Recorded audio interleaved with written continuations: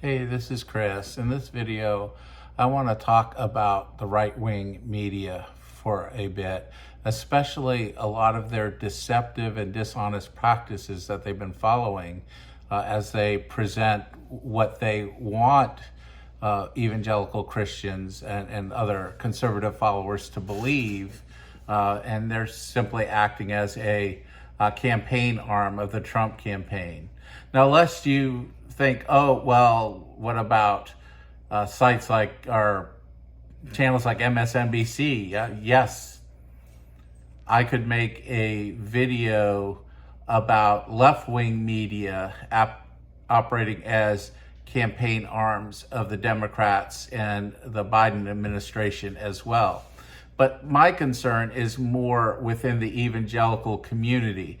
And most evangelicals have been taught to not even give MSNBC or those other left-wing outlets even any consideration whatsoever. So they don't really register to influence a lot of evangelical Christians, but the right-wing media does. And in fact, many organizations that are part of the National Religious Broadcasters who support that, who were notable at the convention this last year, many of them have kind of fused and married together both their religious programming targeting evangelical Christians and political programming and bringing them together into one. And some of them have blogs and everything that are political, kind of fused together with other outlets that are Christian, and they kind of flow back and forth together.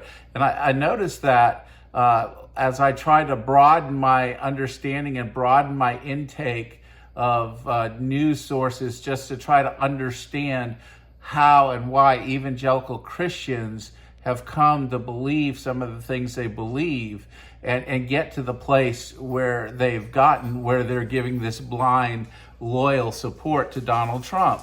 Now, Donald Trump has engaged in this practice that is utilized by cult teachers, cult leaders, to get people to be suspicious of any media except for the ones that are approved by the cult leader. And so you see that, and I often hear this from evangelical Christians. Oh, you can't watch that news. All they do is lie. You can't watch that news. You can't trust that outlet. You can't trust this. You can't trust that. That's all just as Democrats. What I watch is this, and all this are media with that are led by people who have a vested interest because they have made a bargain with the devil, with Donald Trump, to promote him in exchange for power and prestige and wealth and influence after the election if he wins.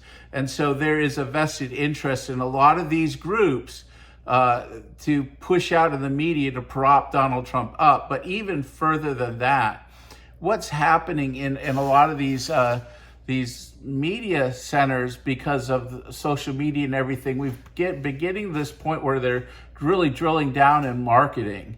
And so you have Fox News, Newsmax, Trinity Broadcasting Network, One America News. Salem Media Group has all these blogs, Hot Air, Red State, Town Hall, and everything. But the thing is they make sales.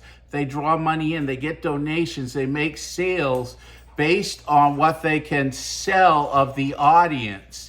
They need an audience. They need a very supportive audience in order to make money.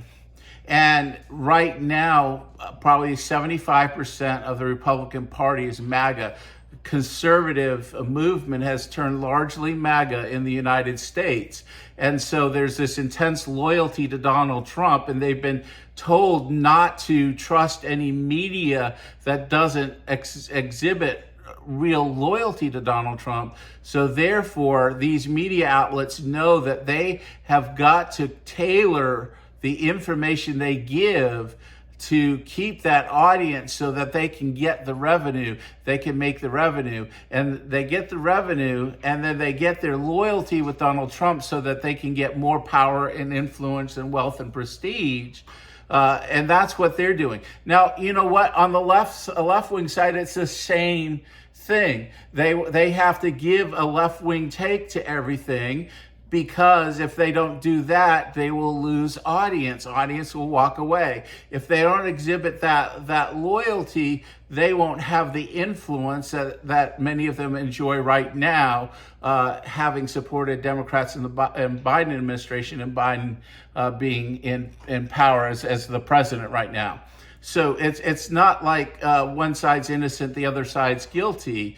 What it is that both of these polarized sides have every motive in the world to deceive their followers and their audiences, create an echo chamber, and tell them exactly what they want to hear in order to continue to promote their influence and their wealth, and to do that. And I think what we're seeing right now, especially as we go into this election, is we're seeing people that are in these echo chambers, and especially evangelical Christians. And this is what concerns me, is we're beginning to see this is not a political decision about who's best to lead this country. It's getting put in these cosmic ideas of good and evil, and oftentimes what the other side believes is grossly misrepresented. One of the best ways that they do that is they take some fringe person that makes a suggestion or says something wacky and wild, and then they bring it on air and say, so-and-so said this wacky and wild thing, and therefore all liberals and all Democrats believe that. And this is what they're going to do.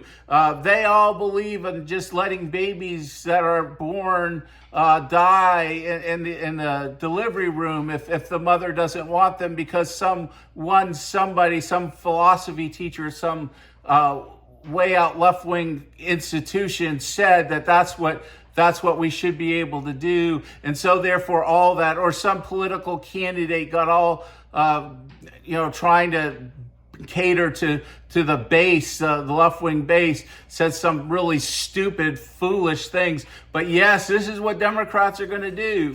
This is everything. And then let's hide Donald Trump.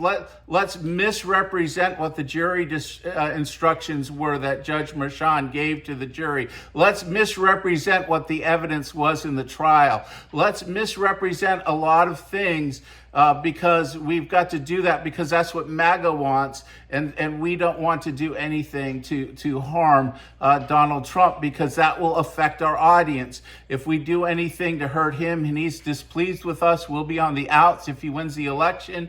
And if MAGA is displeased with us, they'll just tune out, and we're not going to make the revenue. We're not going to be able to survive as an organization. And so that's what you're getting. And if you're a Christian, I would just encourage you, or anybody, whether you're a Christian or not, I should say this, just really think about the kinds of news and the kinds of things that you're consuming. And I really have been benefiting over the last 6 months, broadening out and looking at all different news sources, and not getting taken in by any one and just simply believing out of hand, whatever's being said. But then when you go along the whole spectrum, what you end up doing, especially if you're a conservative evangelical Christian, if you go to some of those other news sources, you can see what the right-wing media is hiding from you. The other thing that you can see is what kinds of issues are important to other people, what they're talking, what they're saying. This is what we do as mature and equipped followers of Jesus Christ. We begin to listen to what the world is saying, bring it back through the scripture, and think about how it relates to the Bible, ponder, pray, reflect, get advice, get counsel, do the Bible reading, do the hard part of searching the scriptures with these big issues that are going to affect everybody, and begin to develop our own biblical convictions apart from what media tells us that is important and what stands that we have to take. What I found is I've been doing that more and more in my life. I find that I am not always in line with Republican policies. I'm always in line with, I'm certainly not in line with MAGA. I also realize that I'm not in line with Democrat policies. I find that with both parties, there are things that I might find that I'm sympathetic with. I see things that they're talking about that I find in Scripture, but often as I begin to reflect on Scripture, how I come out standing on something is a little more nuanced and a little different from what the Democrat-Republican divide is. And I think that's a good and a healthy thing for us as Christians to really consider as we do in our lives, to not just blindly follow along. Because one of the things that I think is going to happen, this kind of, not that anybody watches my channel, or not a lot of people watch my channel, and not a lot of people care, and I'm not a person of significance, but I know this as a hospice nurse, that I have found that when families find out that doctors have been misleading them and their families about the true health condition, and when I say misleading, not telling them intentional lies, but too cowardly, too afraid to tell them the actual honest truth, because they don't want to have that difficult interaction. And some doctors still do that. So you have a patient that is dying and isn't going to live very long, and the doctor keeps just feeding the family, saying, we've got hope, they're going to get better, it's just going to take a few months of rehabilitation, and they just feed that hope without telling them the full picture. When it comes time and that loved one's health gets to the point where it's obvious that they are not going to live, those family members are very, very upset with the doctors for not giving them the straight, unvarnished truth right up front. And that often leads to doctors getting a bad reputation in the community. I think this is kind of what's going to happen, I believe, when more and more things come out about Donald Trump and the right-wing media propping him up, and as some of the stuff sinks more into the general population and people begin to realize that they have been just propping him up, that he's not everything that he says he is, and he's been very deceitful. And I think we're going to see a lot of people get so discouraged by these right-wing media sources, and people won't listen to them anymore. And maybe that's a good thing.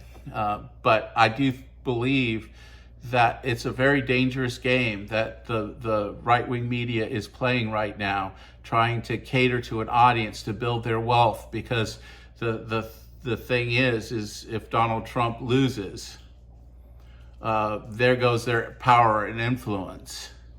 And when more of the truth comes out about who Donald Trump really is, and the truth about how he's behaved and his conduct and his character, and a lot of other things, the inadequacies, and just people looking at the Republican Party as a movement to see how corrupted and how off track it is, they're going to be very upset that they weren't getting a warning all along, that somebody wasn't there challenging these fringe elements that are becoming mainstream in the Republican Party. And I just feel that, and I see that.